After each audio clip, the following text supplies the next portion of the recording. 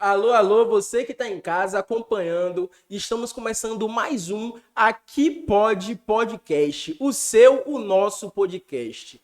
Hoje nós temos um convidado incrível, ele que é diretor de fotografia, diretor de arte da TV Conexões. Deixa eu apresentar vocês aqui a Madison. E aí, meu povo, beleza? Agradeço aí pelo espaço. Madison, para começar, eu queria que você contasse um pouco para a gente dessa sua trajetória, porque para se apaixonar por áudio e vídeo, por artes, né, pela produção audiovisual, tem que ter algum gatilho, tem que ter alguma coisa. Ninguém nasce amando isso. Como foi que aconteceu? Cara, eu peguei um caminho contrário de todas as pessoas que fizeram faculdade comigo. Porque todo mundo meio que foi meio a contragosto da família. Eu fui totalmente ao contrário. Meu pai é cinegrafista, então eu cresci no vendo audiovisual, cresci visitando TV, então acabei me apaixonando e resolvi seguir a carreira. Entendi. Então, o seu pai foi a grande inspiração para você se tornar o profissional que você é hoje. Com certeza, ele que deu o pontapé inicial ali. Eu acho que a maioria das pessoas assim, às vezes você acaba se apaixonando pelo trabalho do seu pai. Entendi. Mas como foi que você começou? Você começou desde muito novo? Ele já te dava a câmera ou não foi algo assim tão... Não, não, até porque a câmera que ele trabalhava custa o quê? Um carro de 70 mil reais. Então ele não podia dar para uma criança, né? Mas ele sempre me levava. Ele sempre trabalhou na TV Bahia, na TV Aratu, então eu sempre ia. Sempre que dava, eu tava lá, final de semana, vendo o estúdio, vendo as coisas e aí não teve outro jeito, não. Aí o pequeno Madison se apaixona pela profissão do pai, vai crescendo, acontece o quê? Escola, faculdade. Capaz, na verdade, o primeiro filme que eu fiz foi na escola, para um trabalho de escola. Gostei demais, ficou horrível, Todo mundo fala isso. ficou horrível, mas é, isso aí me fez ter a certeza que eu queria. Mas na verdade, antes eu não queria ser cinegrafista, eu queria ser fotógrafo. Hum, Aí a partir desse filme eu comecei a ver outras possibilidades. Aí vi a faculdade de cinema. Depois de uns 3 anos parado, depois da escola, achei esse curso, comecei a fazer, falei, pô, esse é o curso que eu quero. Aí eu comecei a fazer, comecei a ver que é aquilo ali realmente que eu queria, e daí fui. E como era esse seu primeiro filme aí que você fez? Qual era o tema dele? Cara, era sobre uma novela, eu não lembro o nome, Escrava Isaura. Ficou bem ruim, assim. Mas aí você entrou na faculdade. Na faculdade você chegou a fazer outras produções. Na faculdade, a gente, para fechar semestre, a minha faculdade ela tem o seguinte, ela tinha o interdisciplinar. Então, o que era o interdisciplinar? Ele é meio que te jogava no mercado de trabalho. Então, no primeiro semestre, você estruturava sua produtora. Você escrevia um projeto para ver, para fazer, né, escrever ali o que sua produtora ia fazer. Beleza. No segundo, você já começava a botar a mão na massa. Se sua produtora é de áudio e vídeo, você vai fazer um documentário. E daí vai. Aí eu comecei a fazer o primeiro documentário. Que não foi legal, porque estava na equipe que não era muito boa. No segundo, eu já me achei. A equipe já começou a. Tinha uma pessoa mais experiente que foi meio que guiando a gente. Então, o primeiro documentário com ele já foi o Encruza. Encruza é um documentário que já roda bastante no festival. E foi, acho que foi o primeiro bom documentário assim que foi esse. Ele tá. Tem como acessar ele pra assistir? Por enquanto não, porque por conta de festivais ele Hum, meio que restrito, né, em algumas plataformas, mas e depois dele também teve alguns outros, como Seu Salvador, que foi meu filme de TCC, que inclusive foi exibido ontem, e teve outro, o outro eu não tô lembrando, Ubiguidade é o nome. Ubiguidade. Entendi. Mas se você não tivesse ido para esse meio de áudio e vídeo, de fotografia, você tinha outra coisa em mente ou sempre foi isso daí que você queria fazer e essa era a sua opção e ponto, sabe? Cara, eu tenho duas paixões: câmera e carro. Se eu não fosse cinegrafista, não fosse diretor de fotografia, eu ia trabalhar vendendo carro, porque é a paixão que eu gosto. Entendi. E aí você se forma na faculdade e como é que você chega na TV Conexões? Tipo, Cara, não teve conexões, eu tava procurando estágio, tava zerado de dinheiro e precisava achar alguma coisa pra fazer. Não tinha muito tempo pra trabalhar por causa da faculdade. Aí eu vi no jornal, no último dia de inscrição, o partir estágio. Aí fiz a inscrição rapidinho, mas nem me toquei muito. Depois recebi uma ligação e um e-mail informando que eu tinha passado e tal. Vim fazer uma entrevista. O Robson gostou de mim e estamos aqui até hoje.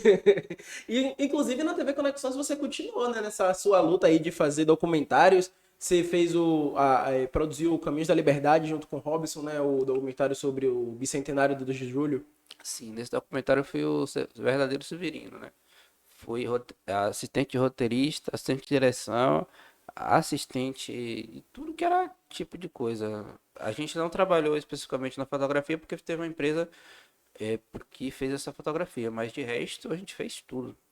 Ah, mas é massa, né? Tipo, apesar de você ter se tornado um verdadeiro Severino, acredito que você nunca saiu tão feliz de um trabalho que você foi Severino na sua vida, né? Cara, assim, foi uma experiência muito interessante.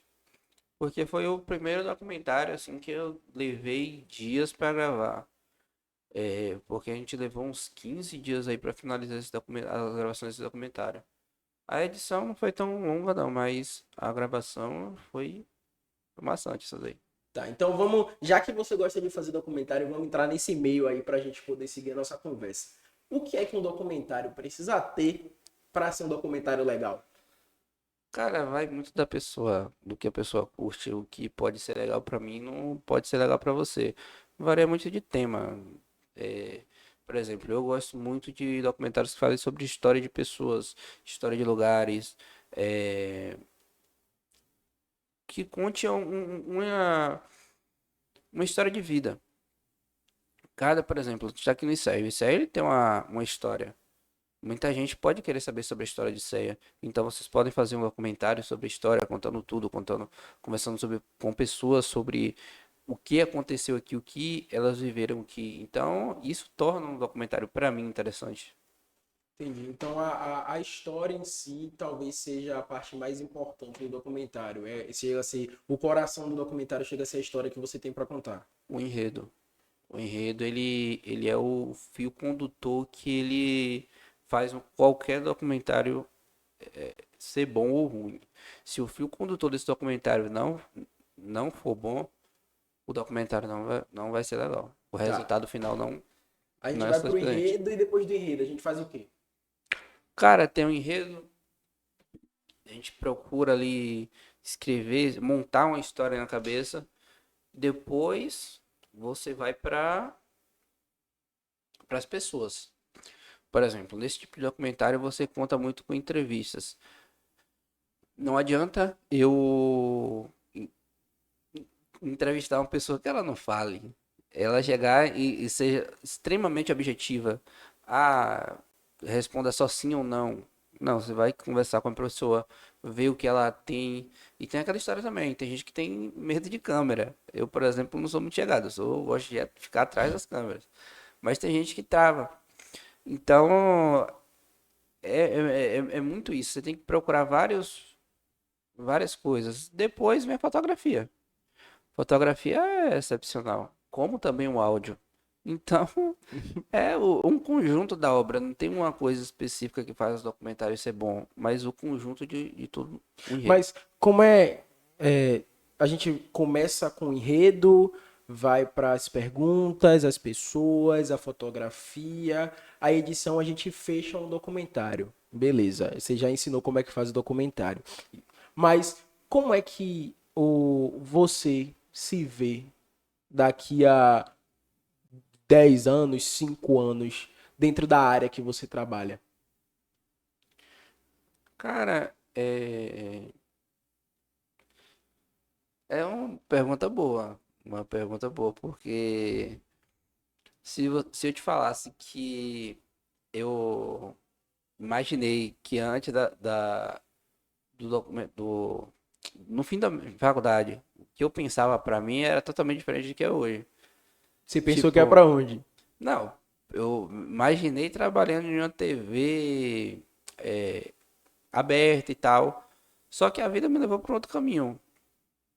Nesse outro caminho, eu aprendi muita coisa.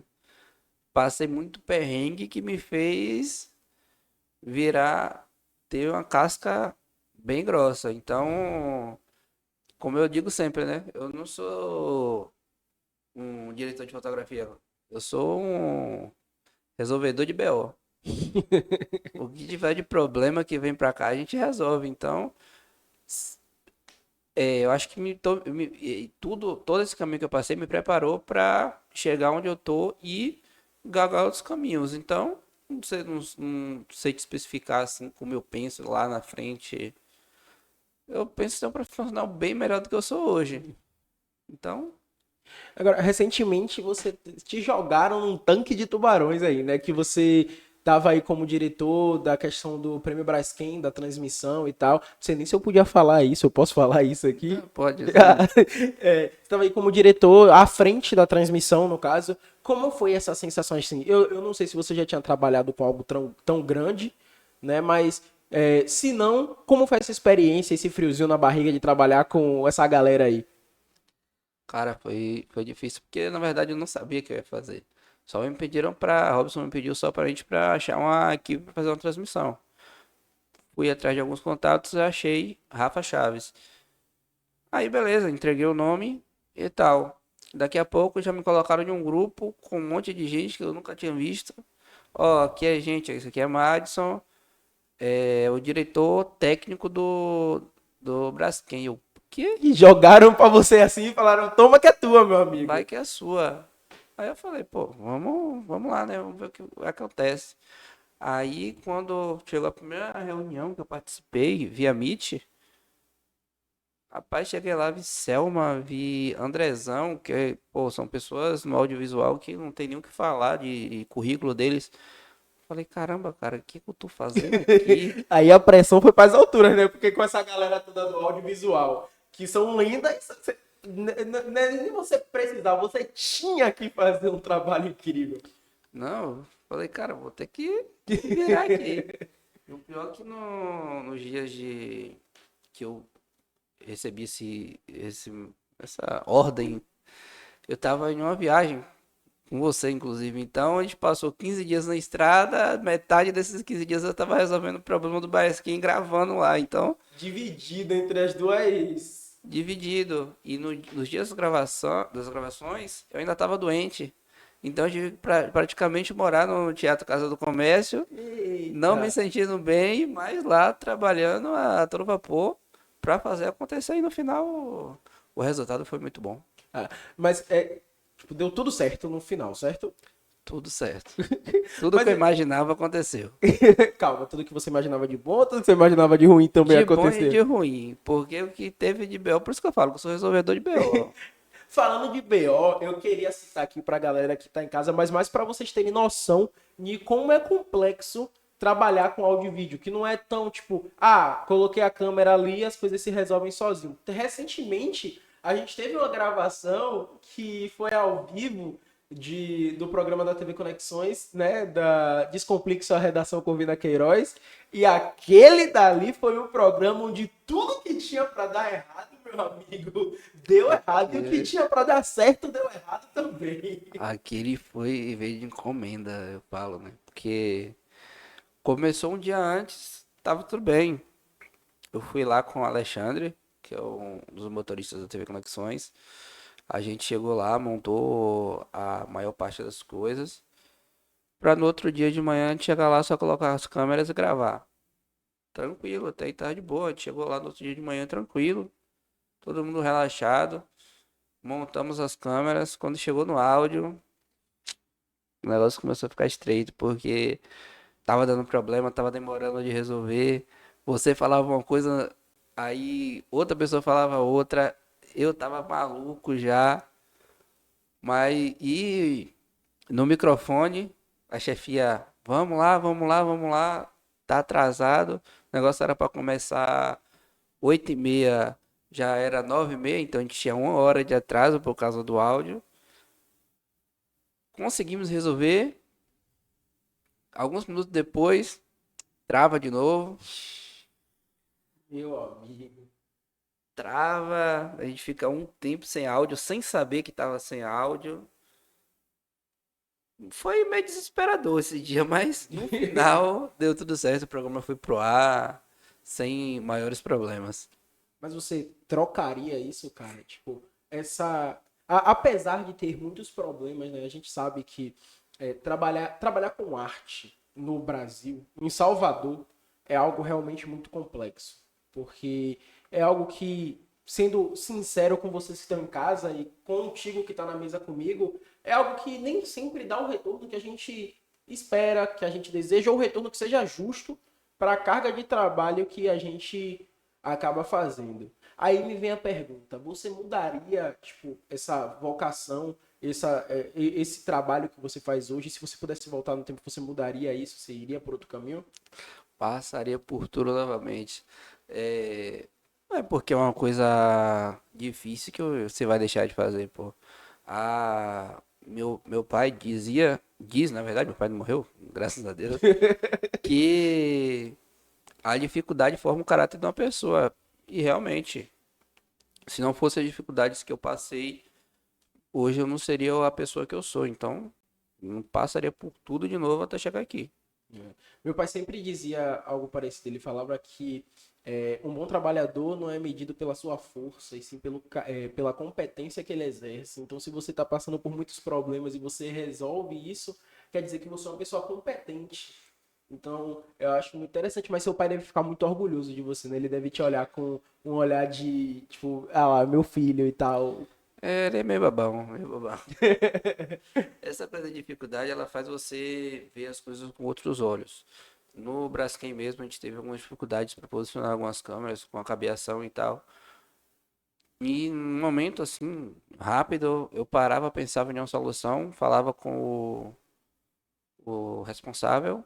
Aí ele olhou, tem uma hora que ele olhou pra mim e, cara, você é pensante? Eu falei, não, porque eu já tô acostumado a resolver problema mesmo.